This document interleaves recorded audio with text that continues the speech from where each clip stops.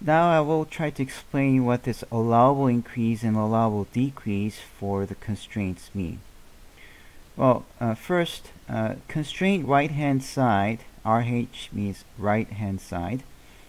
And as you can see, our original question had these 48, 64, 62 as the right-hand side, 48, 64, 62. Now, if we increase the 48 to a certain number, it has the following effect. In our picture, this one was our C1, that was C2, and then C3. And then increasing this C1 to this 48 to higher value will increase the y-intercept, because for example, right now the y-intercept is what? 48 divided by 4 gives you 12.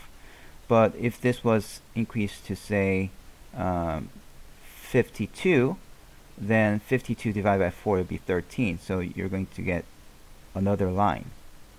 So this will be our new C1. Instead of C1 being this previous one, this will be our new C1, and this will be our new optimal solution. So what happens is that if you keep increasing this number, increase, at some point this line that you have will actually have no effect on the feasibility region, because see, the C2 red line defines the feasibility region as all the solutions must be below the C1, C2, and also it has to be below C3. So if your C1 is way up here, then only C2 and C3 will be giving you the feasibility region, and the new solution, the optimal solution, will be right here. And that means this optimal solution is not on this C1, and therefore what you get is that the C1 is no longer binding.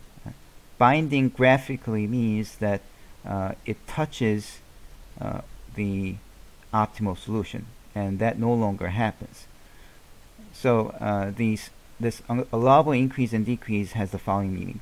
If you increase this 48 by 16, which in case is 64, 48 plus 16 is 64. So until this number reaches to, until this becomes 64, the line that you draw will define the optimal solution, and therefore C1 will keep becoming a binding solution. But after that 64, it will no longer be a binding solution. Same thing for the decrease. It has allowable decrease 8. In that case, what happens is that if you decrease, then at some point it's going to meet the C3 instead of C2.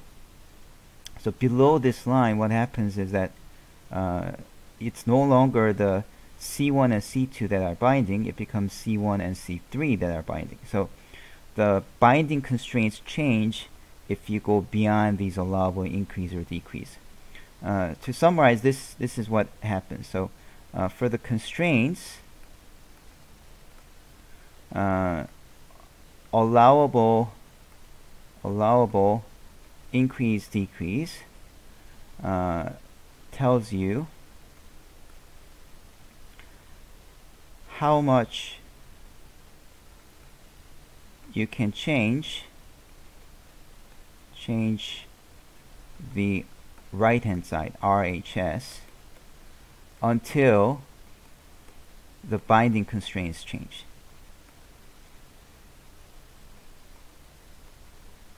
And it has an important implication in the shadow price, because suppose you're trying to get more of the C1 stuff from another vendor, and the C1's shadow price is, as you can see, is 4.375, and let's say that the other vendor were giving you the price that's cheaper than that one. However, the problem is if they provide you more than 16, then that shadow price can no longer be trusted, because as you know, when a C1 becomes non-binding, the shadow price suddenly becomes 0. So that's why you want to know this allowable increase and decrease.